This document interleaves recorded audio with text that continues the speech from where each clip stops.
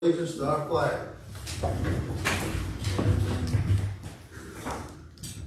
I pledge allegiance to the flag of the United States of America and to the republic for which it stands, one nation, under God, indivisible, with liberty and justice for all.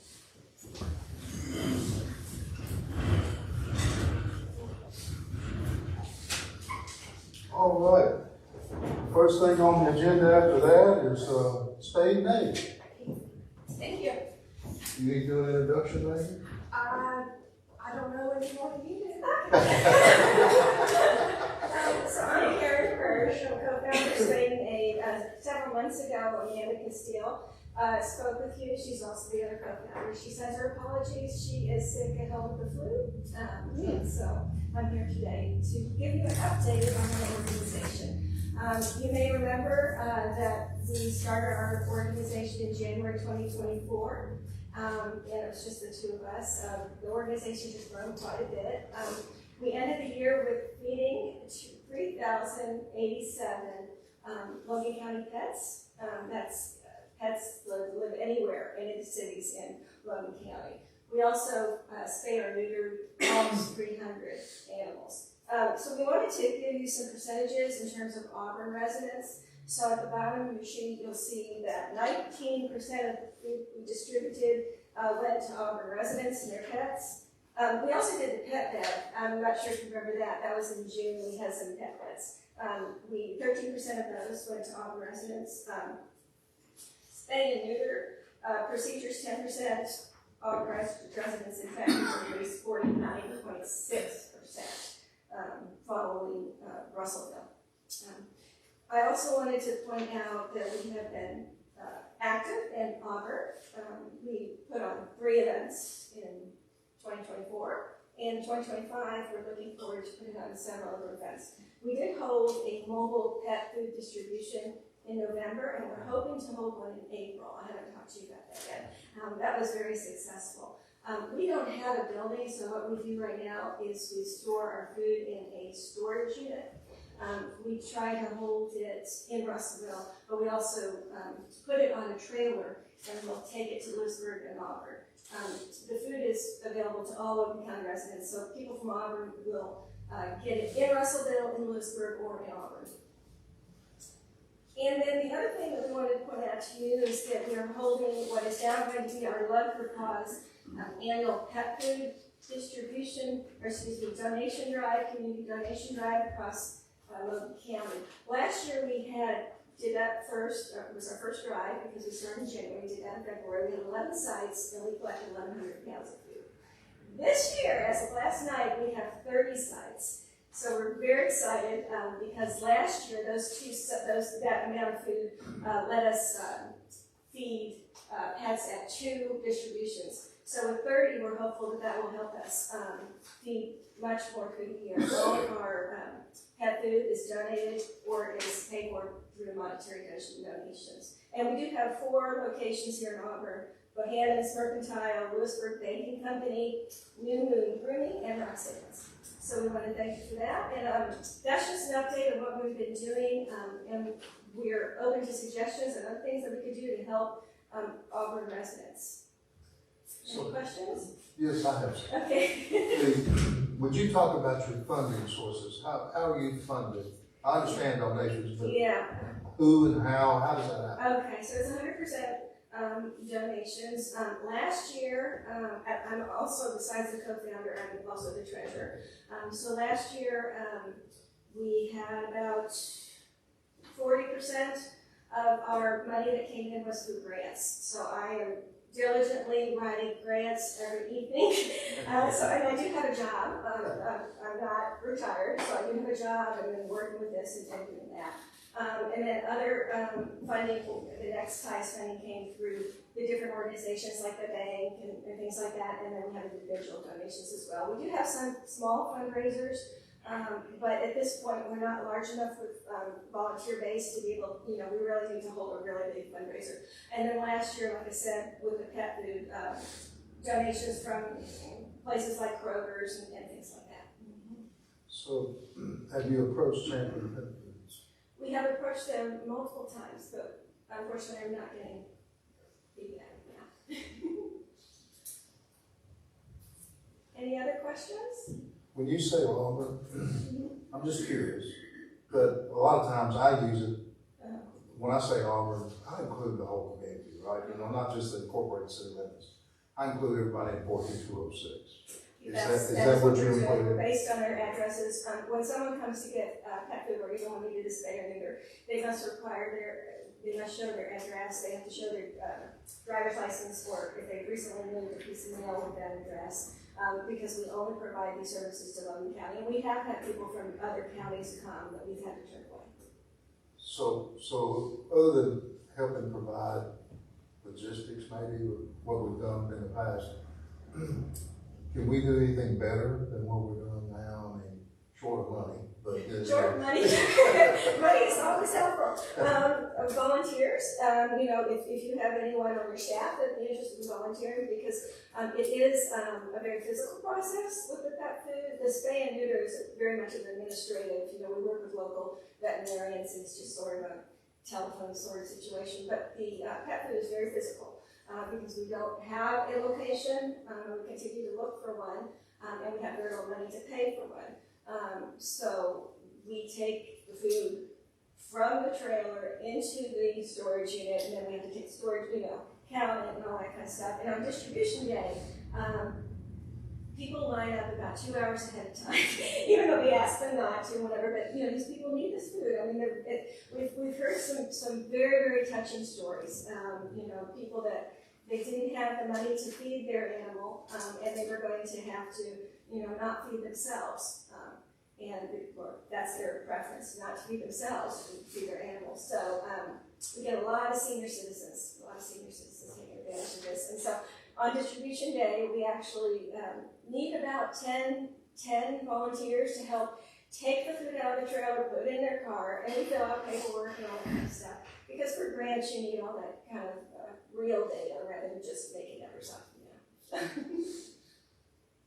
Anybody else have any questions? That would be a drop-off site? I mean, would that be a problem for the girl in the office? Well, I think that's kind of what we did before, right? We provided a spot or. No, I mean, bring the food in the office, like. For the donation, right? Oh, I see. Yeah, we'll discuss it. We can discuss those logistics. Okay, yeah, that would be great, because we are taking new drop-off sites until the end of February. Yeah. So, okay, wonderful. Well, if you have any questions, Rhonda knows where I am. And we're at spaytoday.org, and we also have a Facebook page, so we welcome your involvement. So the drop-off site thing, would that be like once a month or once every? Well, what we do, we would give you a bin, and people can just come in and drop it off. And we also have a sign that has QR codes on it if they prefer just to give money rather than logging up, you know, some dog food. And then we would come as soon as it's filled up. You would let us know, and if that's in 2 days it's filled up, we'll be here. We'll empty it. We don't want anything to get in the way. And then on February 28th, we would close it all up, and that's when we count and report back to the county of how much food we've gotten. So I mean, it's just been a tremendous response. Now, you're thinking pick up site that we did back in April. That's right. April last year. Right. But you're talking about a drop-off site for people to drop off For donations. the donation drive. But Yeah. in another month or so, she's wanting to do the same thing that she did last year. Exactly, yeah, and that location worked great, and people, it was very easy to move in and out of it, just. I don't know, I tried to drive by there and it was a big line of cars, so I just. That's right. I was gonna drive by and check it out. Yeah, I can see it was very successful for it this. was very successful. Well, thank you very much for bringing that information to us. And All right, we'll try to do what we can to be a good partner, and Rhonda and probably Maggie would be, Maggie and Heather. Heather's got a menagerie at her house. okay. And, Maggie's got about a semi-menagerie at her Oh, my house. goodness, oh, good dogs. Okay, well, thank you very much. Don't actually don't have enough time to hear what I have. Thank you. Thank you. Yeah, I wouldn't mind to clear a little spot in the lobby or in the office to be a drop-off site. I don't either. We'll work on that and they'll get back. Okay. Thank you. All right, that brings us to the department reports. First one up is Chief Ferguson. When I actually completed the paper for the packet, we were still in the process of getting both part-time guys up and running. That is officially completed. range quals are complete for both of them, and they're actually starting work this week, riding with me, before they're kind of released on their own. Mitch Frazier is, one of our part-time guys. Today's actually his first day technically in uniform. So he's just kind of seeing how it is. And we're working toward the academy. Yeah, we're still in the process for the full-time individual. There's quite a few testing phases that have to be completed through DOCJT. So we're in the process of starting the second testing phase.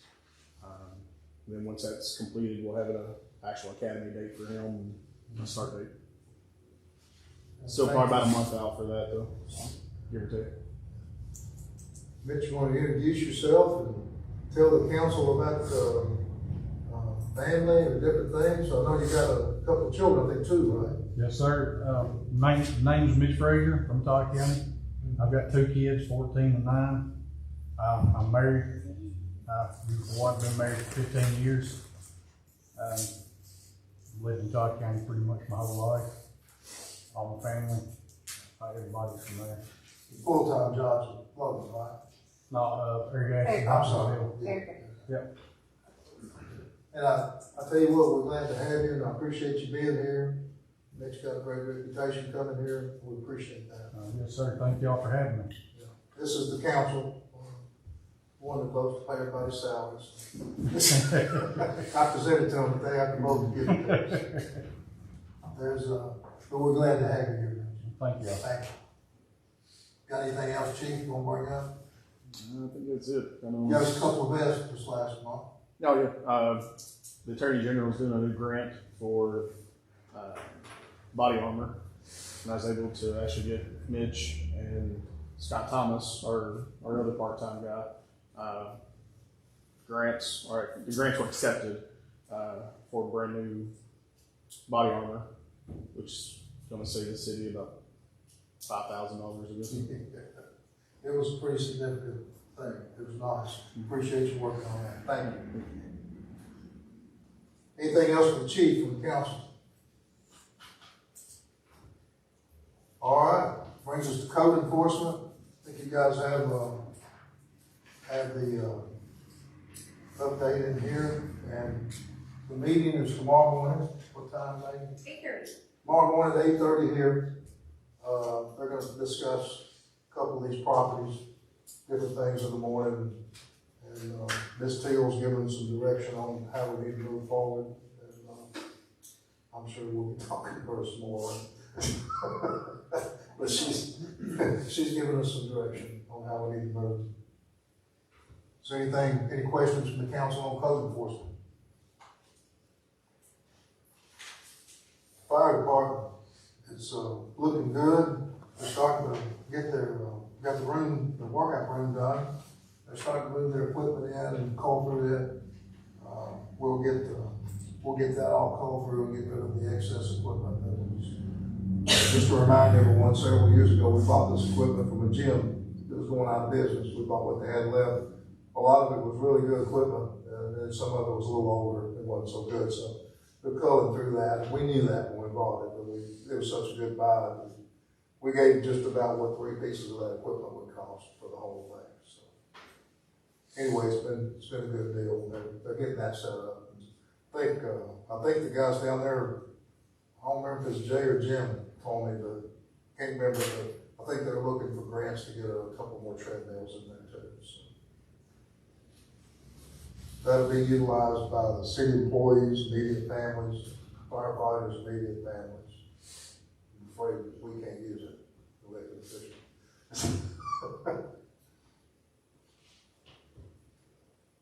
Anyone else have any questions on that? That brings us to water and sewer. We've been working toward the engineering and procurement for the engineering and we'll talk about that under resolutions, but for the procurement for engineering for that water project that we voted to move forward with last month, and with the lead water money from the feds and There's some local KIA money from the state. That was, a lot of grant money involved with it. So it's a great deal for us. But anyway, we'll move forward with that.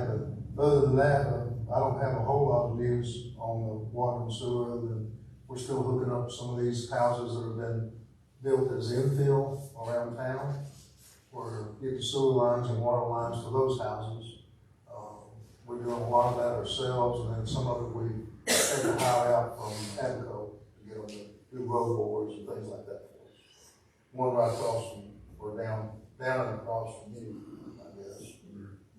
And there's others around town that we've been doing as well. To be honest with you, it's still the cheapest way for us to grow is infill, because we don't have to run enormous amount of utilities to it. So it's still the cheapest way for us to grow. Any questions on water and sewer from the council? All right, streets and sidewalks. I rode around with Nathan on the streets part of it. I rode around with Nathan. We looked at a few that we had looked at 2 years ago, I think. Different ones, but some of them we put off on the back burner because they weren't quite as bad as other stuff we had to do. But he should have some numbers for us pretty quick. Maybe at next month's meeting we'll start talking about that a little bit. There's I put a little extra in the budget this year to kind of do some of those parking areas too. We can't use street money for that, but we can use our general fund money that we put in the budget for it this year. So some of the parking areas down adjacent to the park. Any other questions on the streets portion? The sidewalk portion is moving along really well. You're going to see it slow down for a little bit unless the rain stops. There's an area right in there where that large culvert goes under Renwood. From there east, back up toward Earl Scott, there's about 300 feet of sidewalk in there. It's going to be difficult for us to do because we're having to backfill that area to do the sidewalk. So it's going to have to dry up just a little bit for a week, 10 days to get that one done. But other than that, we should have everything else done pretty much in the next 2 weeks, unless it rains a lot more. But 2 to 3 weeks, and then hopefully we'll get a dry spell and we can get that area backfilled and compacted. And we did this last year. We did a comprehensive update on our precision concrete cutting on our sidewalks. You know, the existing sidewalks. We still have a few spots to replace here and there, but some of them are in areas like North Lincoln, South Lincoln, part of South Lincoln, and West Main Street that this water line that we're going to be doing is going to be located. And it doesn't make a lot of sense to spend any money there to do any replacement until we know exactly what we're going to have to. Some of these water lines may have to go on West Main Street under where the sidewalk is now, and then replace the sidewalk. So that's why I say that. You know, we're just waiting on those streets. We don't really want to do a lot. We've got some other replacements here and there that we're going to work on. Wilson Avenue, there's a few there.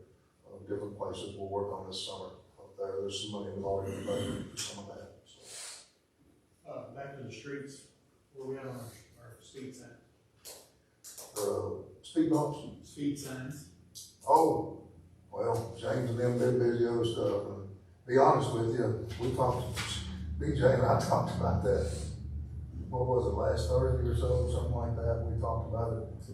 I told him, I said, it looks like you and I are gonna have to go over and get those instructions and put them together. Well, I was gonna say, I'll be glad to get those put up. You just give me a little hand numbers when you do it. And it's not our guy's fault, it's mine. I mean, I'm having doing other stuff that just really kind of piled up on us. I don't mind donating some time to get those put up. Well, putting them up, you know, wouldn't take too long, but getting them together, figuring out how they operate, that kind of thing, you know. And I'd like for BJ to be involved in that a little bit, and then James too, I guess. And some help from you would be very welcome. And others would be very welcome.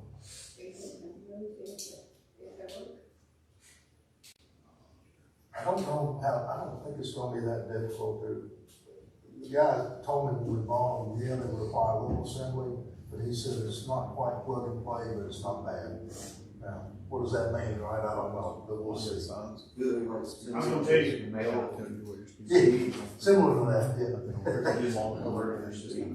No, they just alert you. That's what they do. We're not gonna collect revenue off of it. And then, no, there's no revenue. What we're hoping to do, we're never gonna have enough, no city has enough officers to go around everybody.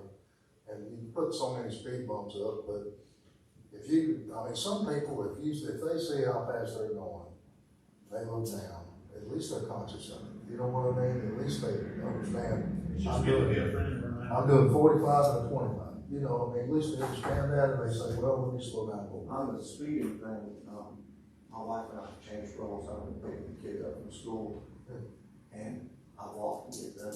And for some reason, in Auburn, the pedestrian crossway is not honored by traffic for some reason. I don't know if there would be a way to enforce that to make it where when the kids are leaving school, they're literally running across the street because the traffic is not obeying, the pedestrian right of way. I don't know if there's anything that Which street, down here by Midmark. for a long time, that's where the police officer used to sit. When there were so many kids that would walk.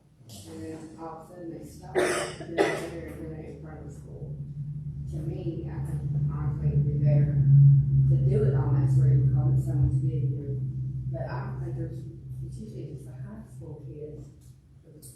There's a lot of kids that walk home from school in this town, and that crossing Yeah, I is. mean, there's a whole lot more traffic on that road. It's the railroad crossing too, like kids going that way as well. I wish people would honor it a little more. I wish they would slow down around getting the school stuff. It's very difficult. Now, the resource officer, I think, spends most of their time, am I correct? The resource officer, when they leave school, is spending their time out front, right? Trying to reach that traffic. No, he's usually out back. Out back, He's usually at the right of pickup. at the pickup. Is where he patrols. I'm usually The school parked. actually has people go out and implement. Just They have teachers right in front of the school, but not where you're. Not down there yet. Just for From one school, way. and I actually jumped in front of a car because there was a car trying to come as the kids were starting to cross, and I'm like, what is wrong with you? Stop, and, I think at one time it was discussed maybe having a volunteer, but it's too much of a liability. I think they've tried to address it, I guess, short of hiring more people. I think they're doing probably all they can, short of hiring more You're talking people. about the school, Yeah. and of course, that's technically off school property. I Right. think my understanding is that there's an agreement that parents sign if their kid is gonna walk, that, they can staff brings them outside, but then, once they leave, which the crosswalk is not school property, so. And the teachers, I see the teachers on the school side of those crosswalks in front of school. I see them out Yeah, there. sometimes they do have somebody, like a Yeah. crossing guard. Yeah. Which And I think is just even beyond what they are I obligated think to so, do. I think so.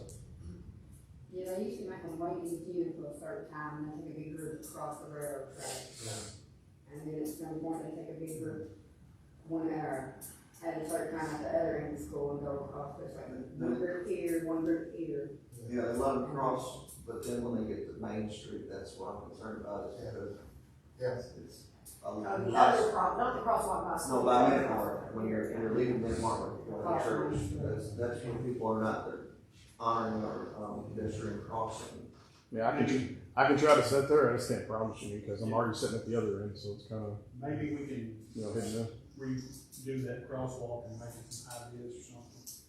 Well, the issue becomes a state highway, and I can't even put a sign up there without their permission, or we cannot even put a sign up there without their permission. Let me talk to Joe Plunk and see what could be a possibility there. I don't know, but let me talk to him. I know at one time, a few years back, we talked about this, and we had an issue with kids crossing on the west side of, 103, Lincoln, what's that street? Up through there, Wilson. Instead of coming to the crosswalk, they come down Wilson and cross right right there. Yeah, right from the midpoint. Yeah, and I think it was talked about putting in a crosswalk there, but I think the state said you couldn't do more, 2 crosswalks. Yeah, they don't even want the one there. But I'm just saying, you know, they don't even want the one. Well, the intersection, Once that's changed, it may, yeah. I should have brought this up under streets. Maybe I'll back up off sidewalks for a moment and explain this, and that might give us some leeway on this. The intersection at Wilson Avenue, 103 South, and West Main, right in front of Midmark, just right in front of it. We finally have gotten, or I asked for it for 12 years, been working on it, but finally it's happening. And you'll see new utility poles over there now. That's part of the utility relocation for this intersection advancement. And it'll be just on that side. It won't be on the Midmark side. We're only working on the intersection on the other side from Williams Furniture is. The state has bought part of that parking lot, and we'll have a variance that will curve over into where the parking lot is now. And it'll make that turn in a lot wider, but there'll be a nice new sidewalk out front in part of it too. And then a nice new sidewalk running up the side, back up through there. I think it'll be a lot safer on that side at that point, and it'll drain better too. There won't be water standing, you gotta go through all that. So there's gonna be some differences there, but it doesn't help with what you're talking about, Travis, as far as the keep pedestrians coming across. That's where George Lockhart used to sit. Yeah. He would sit there and Yeah. get the kids off the Main Street. The world's a bigger, busier place now. We're trying to work through it, but we've got a very limited deal there to guarantee somebody there all the time. But we've got to work through it the best way we can. Let me call Joe Plunk and see what's possible there. Joe Plunk is the District 3 highway engineer, and that's a state highway, so he would have control. I mean, just love the idea, because I didn't realize this until I started picking the kids up from school. Right. You know, it's like, wow, this is Right. dangerous for me, Right. much less a kid. Yeah. And I see most people kind of paying attention to slowing down, going down through there. But there's always one or two just busting down, you know what I mean? There's always somebody. I mean, you're supposed to, like, if you meet somebody at a pedestrian crossing, aren't you supposed to stop? They always have the right of way, always the You're pedestrian supposed crossing. to stop if you're driving and let the person cross the road. Yeah. So I'm not sure that if Joe could maybe help us with some signage, I don't know, let me see. Let me get up with him and see what he has to say. I know out here on 103 going out, there's a sign, I guess it turns on and off automatically that maybe like 2:30 or something like that, for the school. Solar power. So it lets you know, yeah, the school's on. We don't have that out here, do we? No, it says school zone, you know, Yeah. right, it's on the hill there a little bit, I guess, but it says school zone, and then there's one on the other side on College Street as well, coming this way, but there's not one on 68. But as soon as you turn on College, there's one right on the way. All right. I'll check with Joe and try to get some information. Thank you. The parks next on the agenda. Parks, we're actually in the process of changing some of the entities at the park, the buildings and different things, over to a new service, new point of that electrical service that we just put in on where the old house used to be, we tore down. We put a new form of that service there as part of this larger project. And then we're hooking up, we just ran conduit over to the pavilion building. We're gonna transfer the power in the pavilion building over this new service. Then we'll have some food truck hookups there at that corner as well, you know, where it comes in. And then that'll be another entity we've got off that other side service. Now, when you still use the same plug, if you switch power, you put in all new plugs on that one end. Do what now? Like, you're talking about the food truck plug and all that, like inside. No, the pavilion. no, none inside. But what you're talking about switching the power from the pavilion to that, if attachment, but we still be able to use them in the plugs that's in the place, like placement. There'll be 6 new ones, will be 6 new 120 volt receptacles in there. I think we figured 6 or 8, I can't remember. But pretty much in the same area. And then we're taking that lighting out up there, putting the high bay disc lighting in, LED lighting, and then the service itself will be different. There'll be a new 200 amp service there as well. But yes, we'll have 115 volt receptacles, and then right out where that conduit comes in on the side next to the basketball court, right there at the corner of the parking lot, there'll be probably 2 50 amp plugs there for food trucks to plug in. And then there's 2 down at the other service, you know, where the pedestal is, down there where the old house is. There's 2 down there as well, so. There's 4, and then if there's any more than that, I guess they can run a generator maybe. But anyway, we have 4 over there on that side. And then we'll put some more on the other side when we do that side. And there's, of course, we haven't turned the water back on or done any of that. We won't do that till up in March, or probably the first week of March is when we try to do it. But Elizabeth Ms. Teal has reached out to the ball leagues. We're going to try and find out exactly who is supposed to be working with them now, and try to get them back on track to have what they need to have for our purposes, which is a contract for one thing, and the other thing is that they need to be signing insurance forms and stuff again like they used to. They quit doing it. There's just a lot of things there before we can start this league up again this year. There's just some things they're gonna have to come into place. Anything else on On the park? Yeah. Yes, I'm gonna start out small with the park. The playground, the mulch out there, looks like it's starting to deteriorate, and, for safety and cosmetic, I would like to, get some new mulch out there. we just put new mulch on it last year, about 4 inches of new mulch all over the playground. It just, we have to rake it up every other year and then put an additional tractor trailer load usually. That was 1 tractor trailer load we put on last year. It's just something that, I was out there walking around picking up trash, and I noticed that it wasn't 8 inches thick, you know, because we have a lot of climbing equipment and. Well, now wait a minute, when you say it's not 8 inches thick, how did you measure that? I reefed it back and it was this much mulch and then mud. The mulch, the top might look good, but it breaks down and it turns into mud. Yeah, it turns down, Breaks back down. a different type of mulch, but it doesn't take away the cushioning. We have, that's engineered mulch, playground engineered mulch. Yes, I've called around about it's gonna be certified mulch Yeah. in case the kids eating it or something, they don't get sick from the eye and all that good stuff, but, it's just, I'm thinking it's something that could be done in the future.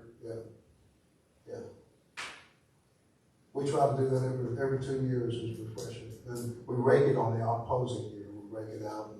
And now the areas where they're really low is like in the swing set areas. I understand that part of it. Well, wait just a minute, I'm talking now. Where the kids rake it out with their feet, and then we use rubber mats there, but then they float off because that's a wet area. But that's why those areas are very low, and then when they go around the merry-go-rounds, the same thing. And then that's why we go down in the opposing years and we rake that mulch in and level it all out good. Are you finished? No, but I'll pause while you talk. Okay. What I'm concerned about is underneath like the climbing equipment. I was out there today looking at it. So there's something wrong with it? Well, it's almost barren of mulch. And that's where the kids could potentially I tell you fall. what, instead of us just going back and forth on this, I'll go down tomorrow, I'll look at it, I'll call my playground person that takes care of my playground equipment, and I'll find out the details. It was just something I wanted to bring up.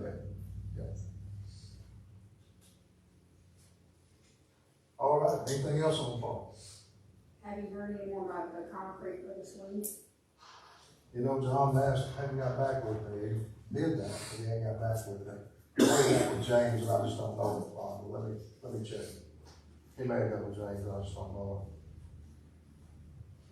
We have our side of it done, we have our side ready to go, we've identified everything and found it and all that, but I'm not sure about him.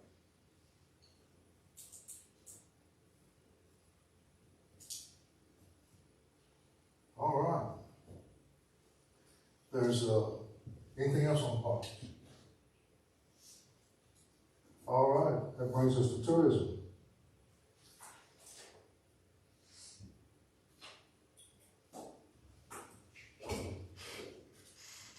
So our next event that we have is the Mardi Gras Parade.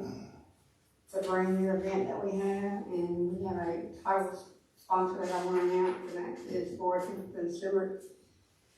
We talked a little bit, they suggested the last couple of years for us to do it, and we've never decided to do it because it was so close to Easter, but this year we decided to, and then Bowling Green all of a sudden canceled theirs. So Flora came to us and wanted to sponsor it, and it's kind of turned into an all-day event, so we're pretty excited about it. But we're going to call it Auburn Mardi Gras, and our parade's going to be the Mystic Crew of Black Lick Creek, which, you know, runs right through it, so it connects it to Auburn. So some of the events that we have that day, we'll start with Libby May is going to offer free mask supplies. So if you come from 10 to 3, all the kids or anybody that wants to do it, they can go and make free Mardi Gras masks. And I just want to stress that all this stuff is free, except for the food. You have to pay for your food from the food trucks, but everything that we do is going to be free for this event. The food truck frenzy will start at 11, and they'll be lined up at different places along Main Street, and they'll go until after the parade. There's going to be a car show at the football field down at the park from 1 to 3:30. There's going to be door prizes. There's going to be a People's Choice Award at 4:15. It's going to start the Key Parade. Holly Tree Daycare is going to sponsor that. It's going to line up at 4:50, and we'll start at the fire department with that, and then we'll end at the minute mark, so we don't have to walk real far. But they're going to crown a Mr. and Miss with that, and then right after that will be the Tubby Parade, and they're going to crown a pup king and queen from that. You know, we encourage everybody to dress up and be festive. And while all that's going on, if we roll back a little bit on the time, starting at 3, and John Williams Flooring, we're going to have some vines, we're going to have like some mechanical sharp. If y'all remember at the fire department at Christmas time, we had a mechanical reindeer. This time it's going to be a sharp.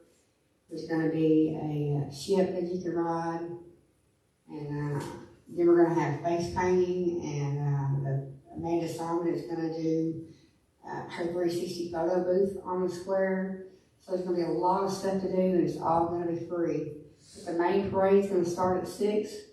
You can line up down there at Amanda Gordon where we normally do at the park. The registration will be around the football field. There'll be somebody down there to direct where you need to be. We'll start that at 4. You do not have to pre-register. Just show up. Come get ready to have some fun. Light up your float. The more the merrier. We'll line you up, and at 6 o'clock the parade will start, and we'll go all the way down Main Street like we normally do. It'll be a normal parade, but we are anticipating a little bit more of a crowd. We're anticipating more walkers. So the main parade, I will say, will be down Main Street. So if you live, you know, where the parade normally goes and you stay at the house, I would encourage you to come down Main Street, because that's where you're going to see most of the activities. You'll see more, you can have some of those. You'll see more of what's going on if you come down Main Street. It's going to be a fun night. I like to say, bring your family, invite everybody you know. It's going to be free and fun. And it's a great thing that we've had such good sponsors that's going to provide this stuff so everybody can do it at an affordable price. Again, thank you for Temple Stewart, thanks to Indy Lawyers for being such a great sponsor. We got a tourism tomorrow, a meeting here in this room at 6. so we can talk about that a little bit more and then get started on the adult ed fund that's coming up in April. So the year's gonna start kicking off, we're getting busy planning the events for the year, and we encourage you to be a part of it. And thank you. If you have any questions, just, let us know on the Facebook page. And we thank you for everything. I've got a question. Okay. Have we had any tourism events in February? I don't think so. No. I didn't think we did, because I was just curious why this town is not celebrating in February Black History Month. You know, like, I feel like this town should honor and celebrate Black History Month. Mm-hmm. And, I know we don't have a large Black community, but you're good at sponsoring events, and we could potentially draw a huge crowd and celebrate. That's right. But it was just something that just really hit me, when I was watching the Super Bowl last night, because I noticed that everybody singing and performing at the halftime show was black, and it was because Black History Month. And it was a good show, and that's something I was wanting to address for the tourism. So next year we don't just skip over it, and I don't know, it was just something that hit me that I thought I should speak to you about, and Yeah, that's we fine. could probably make good plans so we could really do something in maybe next year, the month of February, and That's why I encourage people to give us ideas, because half the ideas that we do have come from other people's brain power, you know.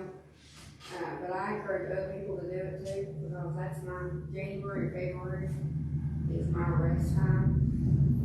I don't even meet in January, and we just barely crawl back in February. And this parade was just a last minute throw at me. I think next February could be lit though, and celebrate. I mean, that's great, but somebody else is gonna have to come up and do some help, but I have to have some. I can volunteer, That'd be great. I just have to have a little bit I of, understand. downtime as hard as we go from Easter on. But yeah, I'm all for it. I just don't want our town to just skip over this month and not even recognize it. It's just, I feel like it's necessary and important, you know. Yeah, that's fine. All I have to say on that, but thank you. Yeah, I mean, just think about it, and see what you think would be a good idea to do. I'll get to you, thank you. Good idea. Anything else on tourism? Good discussion. Economic development, only thing I have is we'll discuss later on, in closed session. Does anyone else have anything on that? All right, the senior center. I have on here for you to think about something, if you don't mind, as a council. We still charge them the same rate for rental at the senior center that we began with 13 years ago. It's not enough. Everyone knows everything's gone up about twofold in 13 years or more. But we're way lower than any comparable building anywhere around. And also the deposit. We're having people, we charge $100 deposit, we're having people walk away and just leave a horrible mess. Some people, not everyone, some people. They're just leaving a horrible mess and saying, it's not worth $100 for me to clean all this mess up, I just leave it. And that's what they do. Well, we have activities in that building the next morning. Or if they have it rented on a Saturday, we don't have anyone there. Well, Sarah comes and checks it, well, that poor thing has to stay there and try and clean it up or get us to come in and help her for a Sunday run. You see what I'm saying? It's just, it's not very convenient. So it needs to be proportional to what people don't want to have to pay. And so, if you don't mind, I'd like for you to be thinking about it over the next month or so. You ain't gotta make a decision tonight, but be thinking about it. It's $150 rental for a full day. It's a $75 rental for a half day. It's at a $100 deposit. I think we should look at doubling that deposit anyway. I really do. Now the rental, I'll tell you what, I'll get some information our building is about the size of two of the three areas that the extension office rents. You know, the bigger room, you know what I'm talking about? Well, it's split in 3 units with those folding walls that go through there. So our building is about the same as 1.5 of those rooms, basically. So I kind of used, when we first started setting the pricing, what we did is we found out what they charge. And then we went by that and kind of went way below that, actually. I don't know what they're charging now, but I'll find out before next month and then bring that to the council. But I'd just like for you to be thinking about it. Anything else on the senior center? It's going good. It's really busy because of the youth center down there, senior center down there. There were some issues with Monday night. There's some letters here if any of you want to read them. There's a few seniors that had line dancing down there. And I tried to give them a year to start doing things differently, and it didn't work out. But when we first made that agreement with the lady that teaches those classes several years ago, that she could use it free, but the condition was that she taught local people to line dance, local singers. That was the condition. It was more of an educational thing, a thing where a local singer would feel comfortable in there and get them to beginner class, right? But what it turned out to almost immediately was accomplished line dancers. It's a troupe of line dancers from all around Bowling Green, Franklin, Butler County. And there's 2 that I found with Auburn addresses, but this really mostly people from all around here, they come to practice. Well, we've had several seniors come down there over the last year or so since I've been monitoring it that wanted to learn. And they weren't encouraged to be a part of that. You know, they weren't kicked out, don't get me wrong, but there's a difference between not being kicked out and being encouraged. You know, and so I thought, well, that's not working out. Plus, as busy as that building is right now, so anyway, they're not practicing there anymore. So if you guys hear anything about that, these letters will be on my desk. You can read them if you want to. They're all nice letters, you know what I mean, but you can read them if you want. Anything else on the senior center? Cemetery. It's going good. Hopefully, if it ever dries up, Robert Vance get those roads cut in out there. Hopefully, if it ever dries up, I don't know if it ever will. But we've got a lot to be proud of out there. It's looking so much better than it did just a few years ago. Laura's done a great job with it. She's just fantastic. She's done a great job. All right, that brings us to the minutes. Does anybody have any questions on the cemetery? I'm sorry, I didn't ask. All right, that brings us to the minutes of the January 13, 2025 regular meeting. If everyone's had a chance to look at that, I'd love to entertain a motion to accept it. Make a motion to accept the minutes. I second. Have a motion and a second. Is there any discussion? Hearing none, roll call, please, Ms. Hines. Colantuso, Yes, ma'am. Andy's out. Rex, Yes. Travis Fuller, Yes. Jeff Gregory, Yes. Marty Sullivan. Yes. That brings us to the financial report with Ms. Maggie Hines.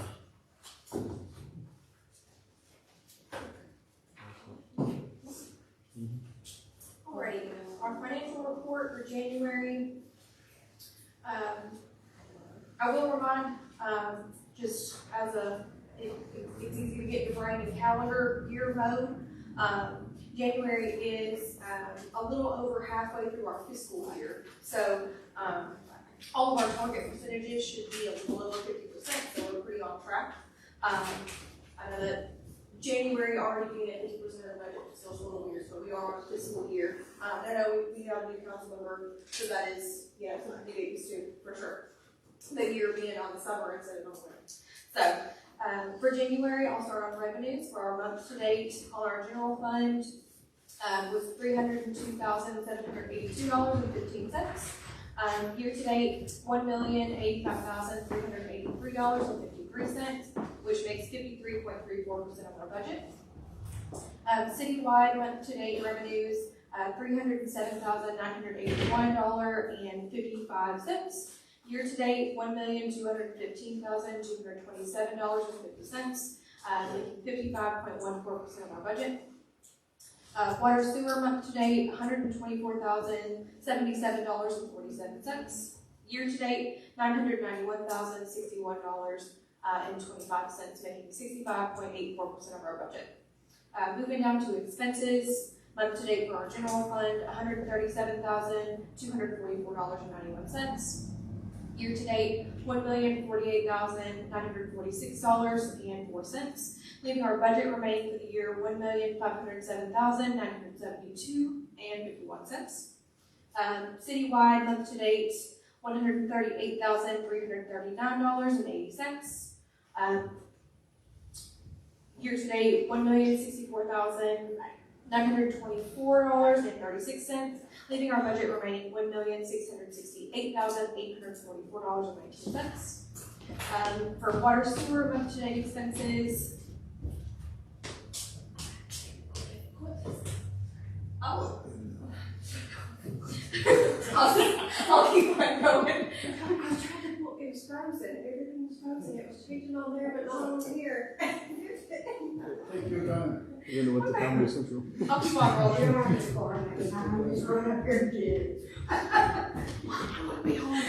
Month to date for January on our water sewer account expenses, $307,647.01. Year to date, $1,145,914.80, leaving our budget remaining for the year $602,013.88. Our cash balances as of the end of January for our city accounts were at $2,352,427.12. Water sewer accounts, $1,348,848.87, for a grand total of $3,701,275.89. Any questions from the council? Just give it a, I've got the remote right here, but it's not. Oh, well, we'll keep going. Just turn it off. Okay, well, I tried to pull the financials up, y'all, and That's okay. it won't even turn off. All right, that brings us to the bills payable for the council. If, everyone's had a chance to look those over, we'll accept the motion to accept the bills. Have a motion? I'll second. We have a second. Any discussion on bills payable? The bills payable report is the one that looks like this.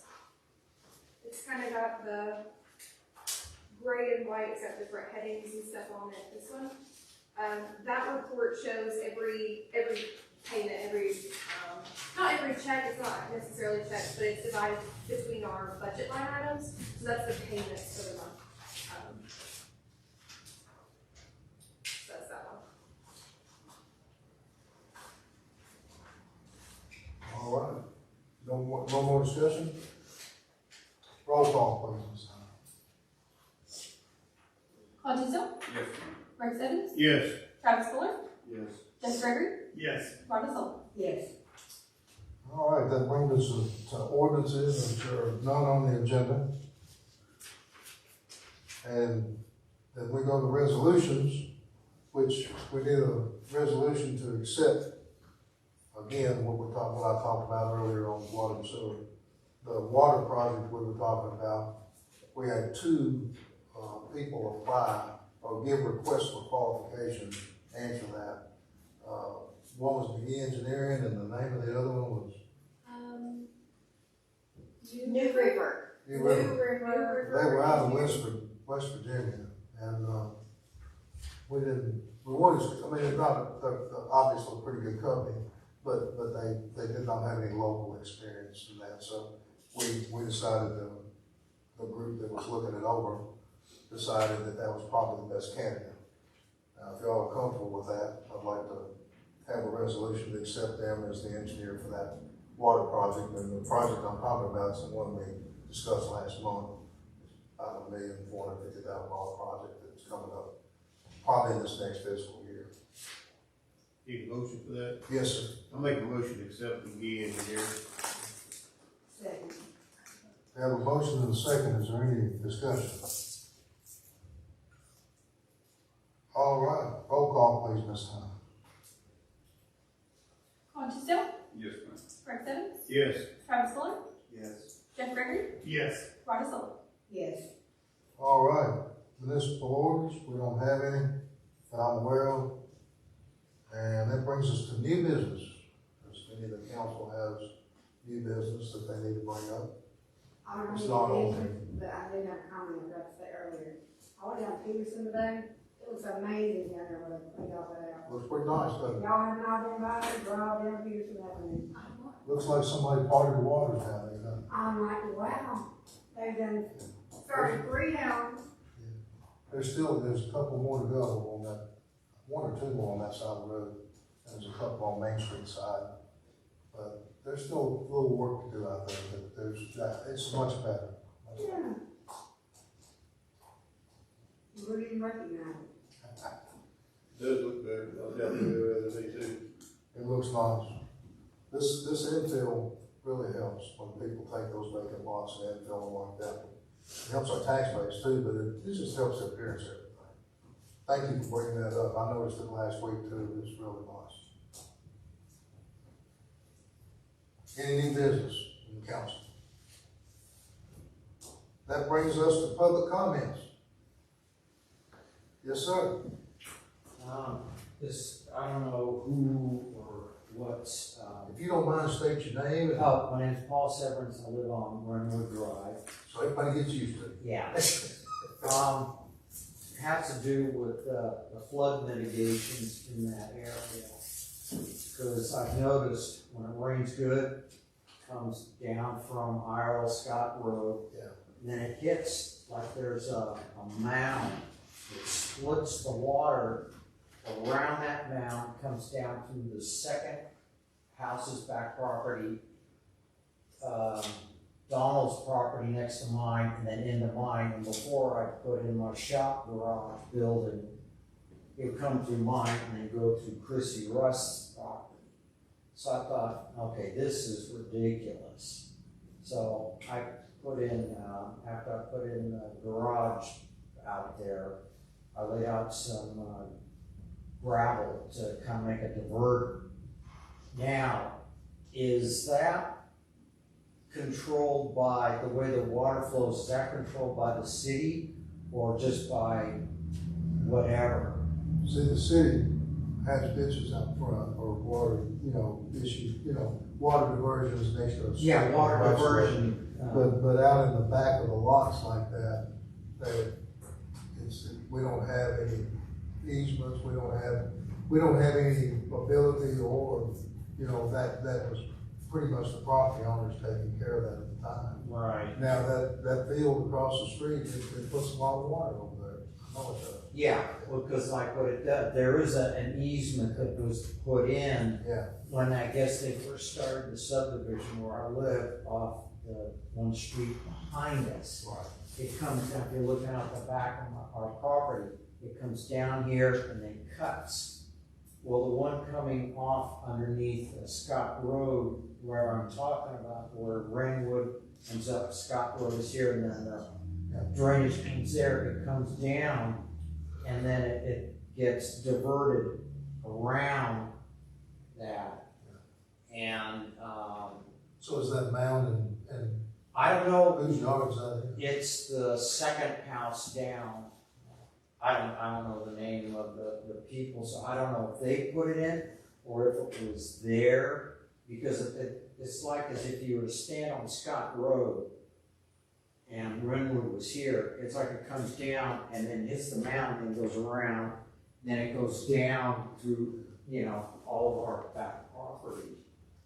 I don't know that we would have, it's in your backyard, right? I mean, we're working in your Yeah, it's in the backyard. The issue's in your backyard, right? Right. That, I don't know that we would have any control, or Right. anything there, actually. But Let me check into that. Yeah, cause like cause especially from what I heard, we're supposed to get a couple of inches of rain. I thought, Yeah. okay, if it was warm enough, put on the swimsuit and put on the inner tubes. Cause I'm in the last good storm. I mean, it was coming down pretty good. There's a lot of water comes off of that. Oh, I know. The field he's talking about is the one across Earl Scott, the kind of where the school purchased that property. That's Yeah, what he's cause talking it looks like whoever did it, The house I live in had that same issue before I bought it, and they had to, like, put a trench down the back of the homeowner's had to yeah. get it dumped down the street. Yeah, cause like it's almost as if like either somebody put that mound in there to divert it, and I'm going, no, cause I would have thought that when they did doing the subdivision, they would have put a natural culvert, like what they did on the other street, to where it would just go down and go right in between the properties, like where the existing one that comes off the other street goes.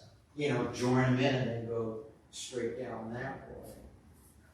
So, I'm not sure. Of course, we don't have, any rights of way or easements back there or anything Yeah. else, but no. let me check and see what avenues you might have. Let me check on that. Okay, all right, thanks, Mike. Yes, sir. It's good to see you always. Oh, yeah, well, good to be here. Anyone else have any public comments? All right, we're gonna try to read all this correctly. No, I'm gonna ask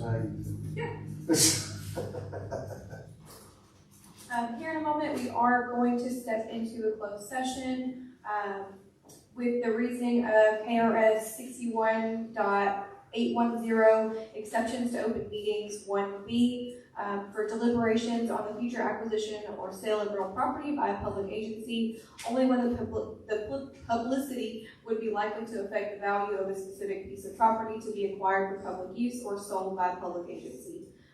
So we would ask all of our people attending, thank you so much for coming, but we are going to step into closed session, so we would ask you to take your exit. And when we come back out of closed session, just to be totally transparent, if you wanted to wait outside, you could, but all we're gonna do is come back out of closed session and state any business we have and then adjourn. So that's all we're gonna do. But I wanted to be transparent with you. Yeah, no, that's good. Thank you, Paul.